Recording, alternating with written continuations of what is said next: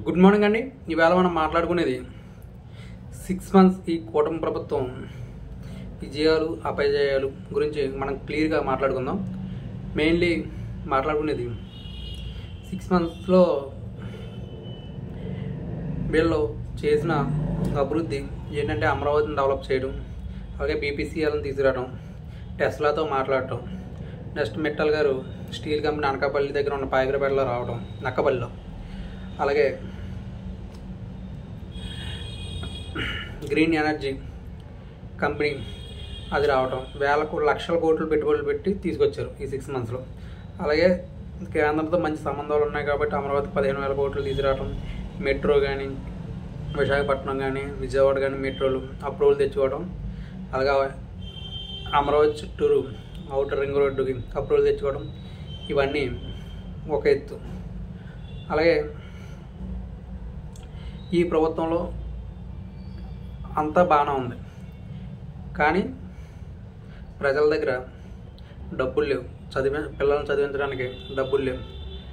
Mainly Jagan గారు అమ్మఒడని ఇచ్చారు, ఈ ప్రభుత్వం అయితే ఇవ్వట్లేదు. తల్లికి వందనం ఇంకా వస్తుందంట నెక్స్ట్ ఇయర్ ఎప్పుడు. అలాగే మన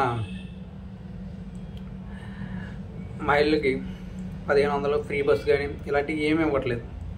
అలాగే కొన్ని వచ్చినాయి, అలాగే పెన్షన్ 4,000 చేయటం, నెక్స్ట్ ఏమో హ్యాండిక్యాప్స్ 6,000 చేయటం, ఇవన్నీ కూడా మంచిగానే ఉన్నాయి.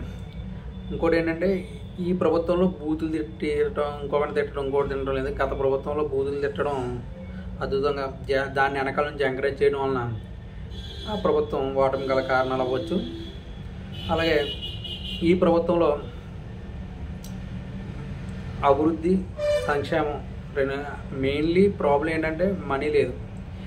కార్పొరేషన్ నిధులు కూడా మొత్తం వాడేశారు. అయినా సరే ఈ గవర్నమెంట్ ఆల్రెడీ 60,000 కోట్లు అప్పులు తీసుకొచ్చి ఇవాళ చేస్తున్నారు. ఇవన్నీ కూడా ఈ ప్రభుత్వం విజయాలకు కారణం. ఇంకోటి ఏంటంటే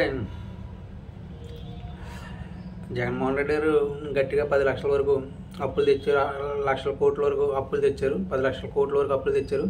అలాగే వీళ్ళు కూడా 60,000 కోట్లు పైన 60,000 కోట్లు పైన అప్పులు తెచ్చారు. ఎవరో తక్కువ కాదు. ఏంటంటే సంక్షేమం మూవ్ అవ్వాలి, బడ్జెట్ మూవ్ అవ్వాలి, ఇవన్నీ అయితే కంపల్సరీ అప్పులు తేవాలి.